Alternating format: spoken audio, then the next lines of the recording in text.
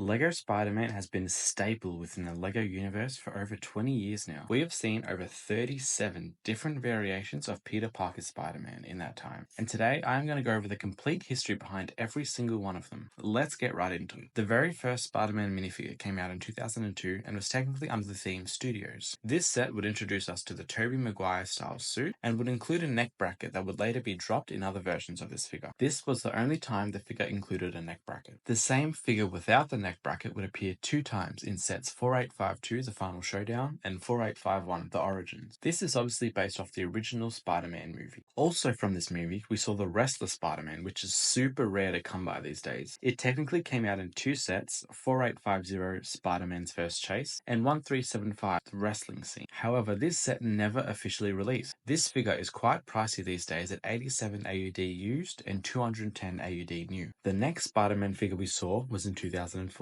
and this one can be seen as an improvement on the original Tobey Maguire suit, as it has a dark blue instead of that light blue, which I think looked a lot better. This figure appeared in 5 sets, all based off the Spider-Man 2 movie, and then the next Spider-Man figure wouldn't come out for another 8 years. This would be the comic Spider-Man. This minifigure actually appeared in by far the most amount of sets in 14, and as a result it has very little value, averaging around to $6 new and $2 used. Our only symbiote suit Spider-Man ever would be our next figure, releasing in the same year. This was a Comic-Con exclusive for 2012. At the time of recording, there's only one listing on Bricklink, and it is a whopping $22,556. It's just pretty mind-boggling to me that we never got a symbiote suit Spider-Man in a set. I'm hoping we will get one, especially with LEGO's recent obsession with venomizing every character in the Marvel Universe except Spider-Man. And then in 2013, we would see only one Spider-Man minifigure.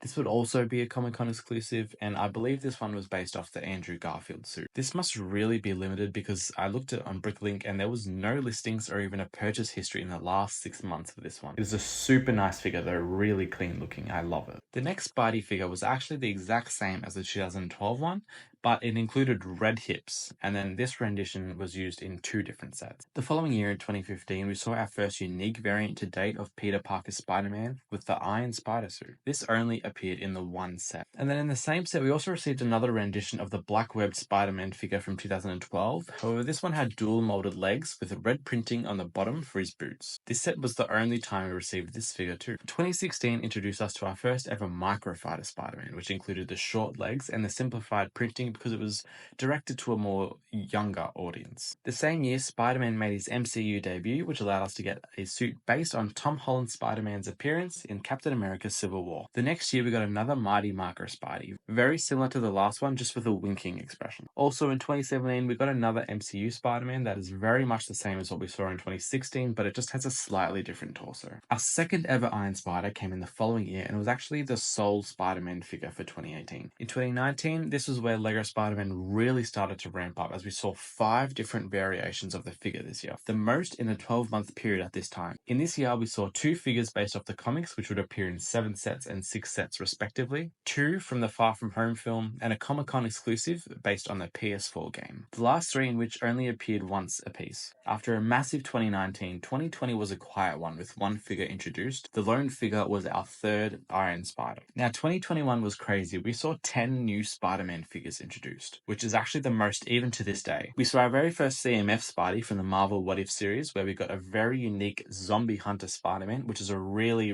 nice looking figure. We were also introduced to another classic comic suit, which would appear in 7 sets over the next couple of years. The Spider Lair set that was released in this year included 2 unique minifigures with the Stealth suit, which looks amazing, as well as a very cool homemade suit similar to what we saw in the Homecoming movie. The same set also included another Iron Spider, and this would appear in another set as well. Our 6th figure for the year was the same as our classic comic one from earlier, however it included dual molded legs for his red boots, which is absolutely stunning. In the advent calendar for this year, we got another Spider-Man. This one included the bright orange leather jacket, which we saw him rep in the Homecoming film. To finish off the year, we got 3 sets that came under the No Way Home umbrella, but 2 were based off of scenes from the past 2 movies. However, in one of the sets, whilst it's based off his fight with Vulture in Homecoming, he wears the black and gold suit that we see in No Way Home. We also received a poly bag that was from a scene in Far From Home, which had the really awesome looking black and red suit. Then the final set was actually a scene in No Way Home, and it included the updated suit from Tom Holland's Spider-Man with the gold trim. After that gorilla of a year in 2021, 2022 introduced us to not only 3 new figures, but a new sub-theme in Spidey and Friends. Now this theme is targeted towards the younger demographic, much like the Mighty Micros, so it does have a more simplified printing. And then with the release of Doctor Strange's Sanctum Sanctorum, we saw another rendition of the blue and red Spider-Man that we saw in the Avengers films, and it is the most detailed version of that particular figure. It looks really nice. Our second Spidey from the Spider-Man and Friends theme came out in 2023, and this one came out in 2 different sets. The latter half of 2023, we saw a highly wished for set in the Spider-Man No Way Home final battle with the 3 different Spider-Man. The Tom Holland Spider-Man in the set was the same as the updated suit with the gold trim. However, the other 2 Spideys in the set were of course the friendly neighborhood Spider-Man, which is the Tobey Maguire Spider-Man, which I really like, and the Amazing Spider-Man, which is Andrew Garfield's one, which is even better in my opinion. Our very last Spider-Man to date is the 2023 Advent Calendar Spidey, which included a red Christmas vest, and this is a really nice figure and definitely one I want to add to my collection. It's just really unique. So that is the complete history of LEGO Peter Parker's Spider-Man. But now let's go through some interesting facts about all these figures. So the Spider-Man based off the comics with the black web pattern appeared in the most sets with 14, and as we mentioned earlier, 2021 saw the greatest number of new variants introduced with 10. The most expensive is obviously the Symbiote Comic Con figure, but as far as non-Comic Con exclusives, the most expensive is the Balaclava Spider-Man or the Wrestler Spider-Man from the original Spider-Man movie. This figure costs 210 AUD new and 87 Australian dollars used. The most popular sub-theme is the comics, or otherwise just the normal superhero Spider-Man. So there you have it, a complete history of every single LEGO Spider-Man Peter Parker figure. If you like this sort of video, please leave a like. If you're not already, please subscribe and turn on notifications. My next video, I'm going to rank every single one of these Spider-Man minifigures, so make sure to stay tuned. Bye for now.